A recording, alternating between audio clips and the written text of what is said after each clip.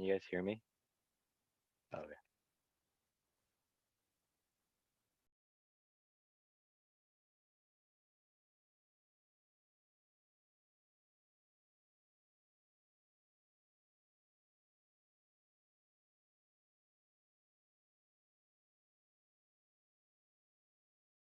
No, are we expecting Dan today? I haven't heard anything from him. He told me he wasn't sure if he was going to be able to make it or not, so I'd give it a couple minutes. Yeah, we'll just wait till 5 after then.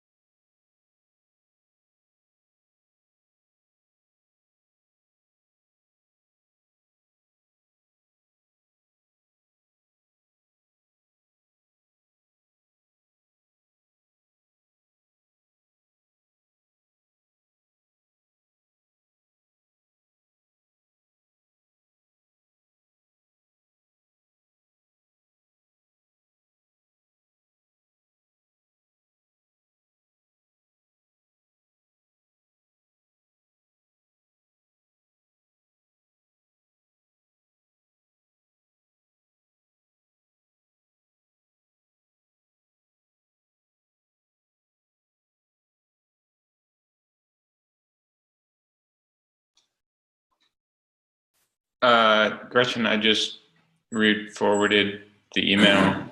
I didn't realize that it didn't go to you. You should have just told me in Slack when I said it should be in your inbox.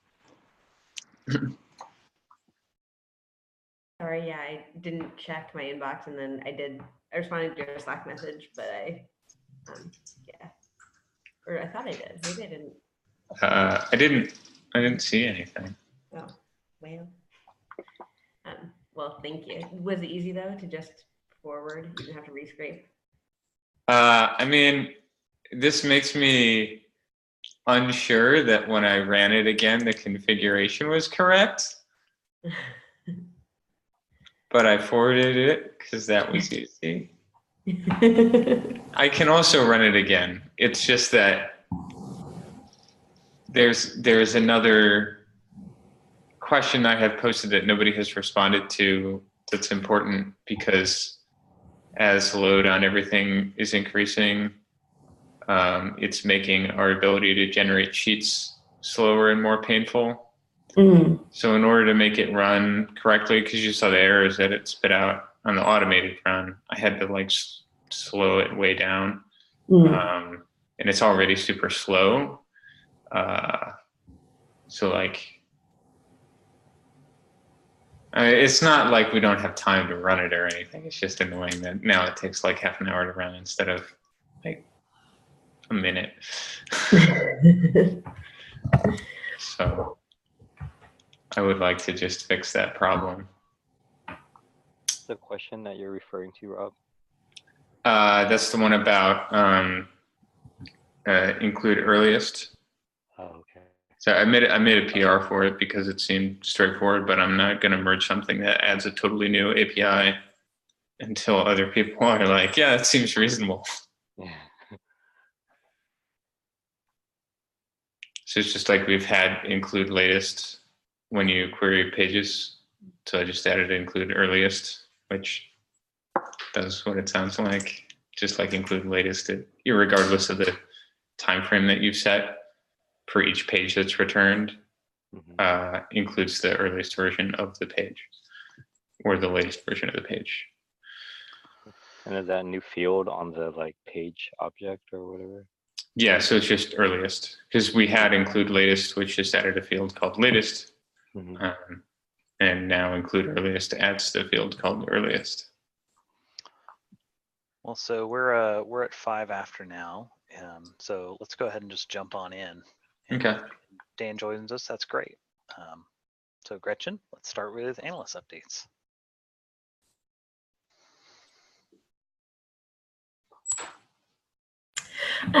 So I think most of my update is actually in the form of a question. I am wondering if there's a place where you could point me to see like what elements of the priority value algorithm there are, and like, you know, kind of what weights of different elements are. I really want to use those. I think it's such a great idea, and I think we could really improve efficiency if we like utilize those values. And so I've been looking through for like the first half of November what I've done about I've looked through about half of the changes to see kind of spot checks on you know, what interesting changes have what values and stuff. And it seems like, from what I can tell, anything that's assigned a priority value of less than 0.1, it really is like, you know, nothing we want to look at. And then in most of the things below 0.2, but above 0.2, it seems to like actually have some like a mix. And I've actually never seen one above 0.6.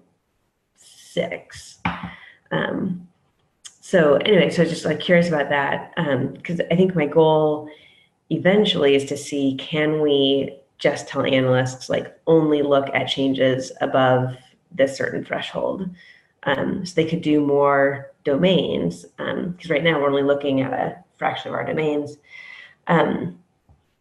Anyway, that's my goal. But I also noticed that certain domains have like I think on FERC, like 212 of the 1 week's 217 changes didn't have a priority assigned to it. So just like, yeah, also curious about what, and sometimes they have like all of their, like they have a diff hash and a, you know, and a text diff hash and all that, but no priority. And then other times they, you know, they have like 0 values for the diff length and the text diff length. And so it seems like 2 different things going on there. I'm assuming the one with 0 values means there's like no actual change for that diff. So if it's a little bit complicated. If we were unable to calculate that information for some reason, and there are a variety of reasons that could happen, we fall back to pulling that information from Versionista if it was a Versionista version that we're showing. We can't fall back to that if we're showing an Internet Archive version. So if you're seeing a situation where there are hashes for the diffs, but there's no priority, like not 0 priority, but blank priority, that is probably the reason. Is that we were unable to run the priority algorithm. But it was a Versionista version, so we fell back to pulling the hash information from Versionista. Now, what does it mean if we couldn't calculate the priority? There are, so like in terms of like just technical failure, there are a variety of situations we have that are problematic right now. One is this issue with setting up the Elasticache server so that our queues are resilient. So basically what happens is when we import data, basically we shove a giant pile of data at the database system. And the database system says, cool, I'm gonna put that over here and I'll get to it later. Here's a job idea if you wanna ask me later whether I've gotten it done or not. And then later on, a whole nother system, but it's the same code base, but a different program on a different computer, comes by and it looks at, so when it sets the thing aside, it also puts a little like job on a queue that says like, yo, whoever like can do importing, here's an import you should do. The file's over here where I put it, and here's all the meta information about it. And so this other job later, usually like milliseconds later, but sometimes a long time, comes by and like says, cool, anything on the queue for importing to do? And it finds that, and it goes and line by line goes through and does the import. And then for each new version that it created, it puts a job on another queue, similar sort of thing that says like, cool, like I imported this version, somebody should analyze it and figure out what its priority is. And then another system comes along moments later and says like, any analyses to do? Oh yeah, okay, we got this one. And it pulls it down. If anywhere in that process the queue system explodes, then that work never happens. And it is a known problem that the way we have the queue set up right now, they're prone to disappearing in smoke. And I would very much like somebody to follow through on the work of setting up Elasticache so that doesn't happen. That's one failure. Another failure is, just errors in the code that cause stuff to break. And we generally get alerts about that and are generally able to remediate that, which is different from the queue server dying and getting restarted and all the data in the queues being lost, because it's not really like an error that happened. It's just like everything went away. And so there's not really a good way to diagnose that. On the upside, like we could write other code that goes through regularly and is yet another like job that occurs regularly that like looks at stuff that should have been analyzed or should have been imported. So like imports that are stuck in a like pending state, which basically says like nobody's processed me yet, and create a job for them. So like later coming by and saying like, why did nothing do this work? Let's queue it up. So those are like the technical failure parts. And then like other problems are the fact that our diffing system is limited in what it can diff. And if we can't diff right now, we just bail on doing an analysis. We're just like, oh, we can't diff anything, so we're just going to assume that we also can't analyze in a meaningful way. That's not always the right answer. So like for PDFs, we can't diff them except for a source diff, which is a bad name, but it's the name we wound up with. There's a whole bunch of tasks about having better diffs for them, and as we get better diffs, then we could do more stuff here. But right now, because we're not able to do a particularly meaningful diff, we just bail on analyzing them. But we could do a source diff and at least say this is high or low priority because a lot of the bytes in the PDF changed, irregardless of like what they changed to, because we don't have the ability right now to look at them in a deeper way. The flip side of that, though, is that all the information you're getting from Versionista about those diffs is kind of a lie. And we've never been clear about that. So not having it on our end most of the time is it's not as bad as it looks. It looks like information's missing, that the information you had otherwise is actually not particularly accurate. And we've never done a good job of being clear that that information was probably not particularly accurate. It's also hard for us to tell, because it's very hard to tell when what you got back from a Versionista diff was like in a programmatic way, was a legitimate diff or not. Because for some PDFs, it converts them to HTML and does a diff of it. For other PDFs, it does not. And it's not always clear in a technical way, like without a human looking at it going, oh, obviously this is like a broken down and diffed PDF, or obviously it's not. Like it's not easy for our scripts to be like, this was a successfully diffed PDF, and so the data we got back from the diff is a diff data, versus like the data we got back is just a copy of the PDF. That is hard for us to do. There are probably some cleverer ways we could do it. I haven't really invested the effort because we've been intending to move away from Versionista anyway forever. But that's something I probably have never explicitly said to other people. So you can be forgiven for being like, we had all this information that's then not here with these other diffs. With things that we can diff, we're able to calculate a priority. And the same thing that's calculating priority is the thing that's also saving all the diff hashes and lengths that we have in there. So if you have hash information that didn't come from Versionista, you should have a priority. I'm looking at it now just to make sure I'm not forgetting something, but I don't think there's anything in here that will intelligently say, well, I can do these diffs, but I can't assign a priority. Yeah. So if you have the hash information that came from us, not from Versionista, you should have a priority number.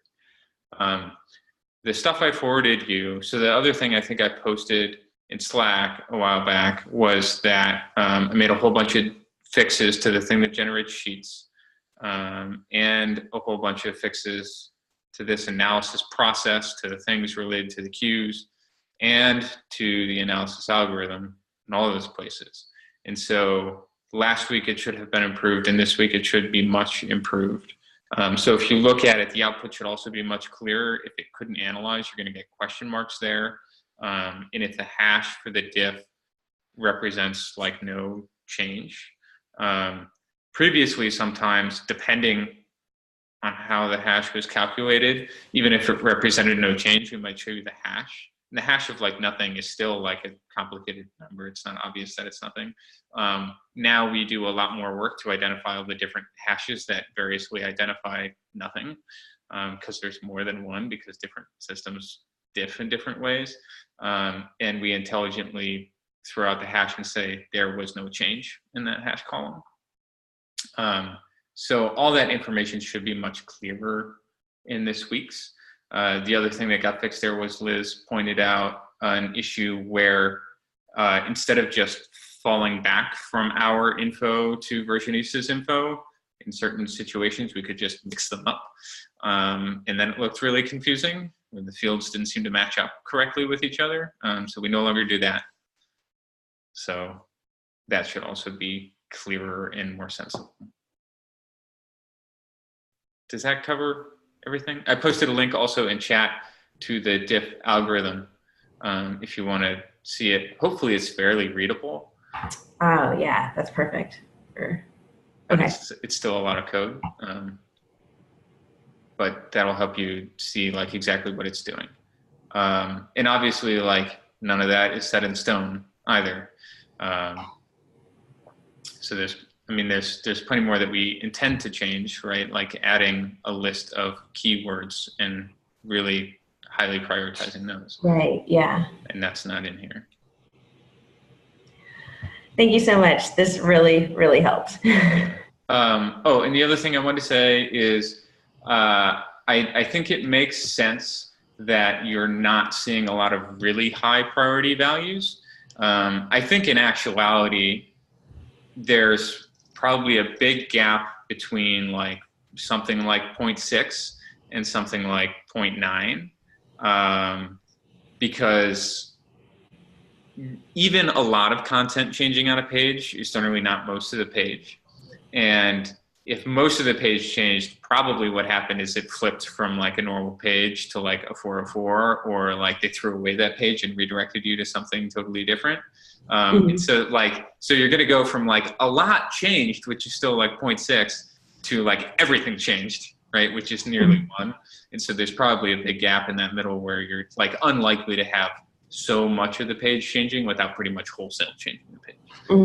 So I think that largely makes sense. I tried to smooth that over by making part of the diff factoring logarithmic. So the textual changes, well, I think all of these actually, when we factor a part of the priority, it's logarithmic. So a small change, it's not linear, right? So like if 5% of the page changes, that doesn't correspond to 0.5, right? It like corresponds to more versus if 80% of the page changes. Yeah. But we can choose what logarithm we use so that it's steeper, if that would be better. Awesome. This really helps. I really appreciate it. Good. Gretchen, anything else you want to cover? Nope. Okay, Rob, let's jump into your pretty extensive set of things you've been doing. Okay, so there's a lot of stuff. I'll try and go through it really fast. So like and there's more stuff than usual, partially because we didn't do a meeting last week. So added some more docs. There's a whole bunch of hot fixes. One for Versionista because they changed the site, so we had to fix the scraper and rerun a bunch of scrapes. Adding, like, finally merging the fixed up priority and analyst sheets, which includes, like, not just the original stuff, but all the things I said that we fixed. Redeploying our Redis cache in a local data center, because it used to be in the Virginia data center, and all our other stuff is running in the Oregon data center, which made the cache much less valuable than it could have been. So I finally moved all that over. It's also Redis, but it needs to be a different Redis than our queues, because the way you want a machine to treat a cache is different from how you want to treat a queues. Queues you want to stick around, even and if the machine explodes, you want to be able to pick them back up again when you start the machine again, which is our problem with queues right now, versus cache, where it's totally okay if it's just gone. And so the cache machine is configured never to, like, no save checkpoints. It doesn't, like, if it dies, like, everything goes away. It only stores information, like, in live memory, not ever on disk. That would be a pretty horrible cache if it was retrieving the things from disk that your main system could just retrieve from disk. Yeah, well, I mean, so it's more like with Redis, you can configure save checkpoints. So it only reads things in memory, except when it's starting. But for the cache, basically, we just have a very small disk, and so we just don't save anything. So we just flood memory, and we set how much it's allowed to take, and then it treats it as a FIFO, or, well, it's an LRU, so least recently used. So that when it hits its limit, it starts throwing stuff out if it hasn't been accessed recently. So reasonable, normal cache behavior. I also, in the process of redeploying it and making sure the configuration was at least reasonable, added that configuration information to the ops repo. There's a PR for that, so that's down in the blocked, because I need Jason, you, or Dan to say this seems like a reasonable way to format this information, because there's obviously a boatload of other systems and tools that are not managed by Cube that also need to go in there. So this is starting that pattern. So I want to make sure we have feedback on, like, this is a good way to put this information here, a good place to put it, because there's a lot more that we need to put in that way. Stuff with diffs and content types. I finished Dan's PR and exempting the health check for SSL for UI, because that's just been sitting forever, and it's a really simple change. And then continuing work on, I'm going to skip a couple other things that I did this week and go to the in progress. So just continuing work on Wayback Imports. I generally have always just said that, and I realize it's been going for so long, and it probably feels like a super opaque process. So this week I added a bunch of information about what that meant doing this past week, so you can see how ridiculous this stuff is. This one is our fault. I had to make changes to handle page titles correctly because we were handling them poorly before. That also entailed changes in Scraper, not in terms of its scraping, but in terms of when it generates analyst sheets, and in DB. So the reason that change had to happen, I mean, the right place for that change is in DB. But we have a whole pile of data that's bad, and the fix in DB is to, when we get new stuff, clean it up. And it's a lot more work to go back and find all the bad things and fix them. So the first change to be made was when we generate the sheets, just make sure that it's not broken there. So this is the thing that was leading to Jason's sheet where he was like, it looks like it stopped in the middle and it's broken. It didn't stop, but it was super broken. It just happened to be that like that was the last thing. So it wasn't like it stopped. It's just that was actually the last thing. But anyway, the problem is that in HTML, when you set the title for a page, the stuff inside where you say this is the title normally is treated by a browser. You'd like take out all the white space that's surrounding the text and pretend it doesn't exist. You take out any new lines and just throw them away. There's a bunch of like HTML-ish things you do to like make the title concise and treat it properly. And we weren't doing any of that when we pulled in titles. We just said like, what is the raw text between like the thing that says title starts here and the thing that says title ends here? And most of the time, there's no extra crap that needs to be thrown away. But on some pages on the DOE, there's like 6 lines of blank space and like a whole bunch of like nonsense indentation. And so that wound up, our importer would be like, cool, yeah, that's the title. Would send to the database and it would be like, cool, yeah, that's the title. And then the sheet generation would pull that out and be like, all right, title. And it would just shove it in there. And it didn't do the right CSV formatting to say, if there are blank lines, those are still part of this cell. So when you read the CSV, then it would be like, oh, new line, like end of all the cells. To like go down to a new row.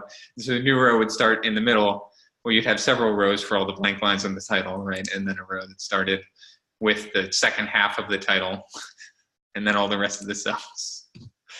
So in Scraper, we fixed it by correctly escaping things in the CSV so that all that was seen as one cell, even if there are new lines in it. In DB, we fixed it so that when new data comes in, we clean up the titles and say like, look, titles can't have new lines and all this other crap in them. Whatever you sent me, however you got it, I'm gonna at least make it somewhat sane. And then the Wayback Importer was also fixed to say, also I should read the title tag correctly instead of just taking everything that's in it and going, that's the title. So those are all things that had to happen with titles.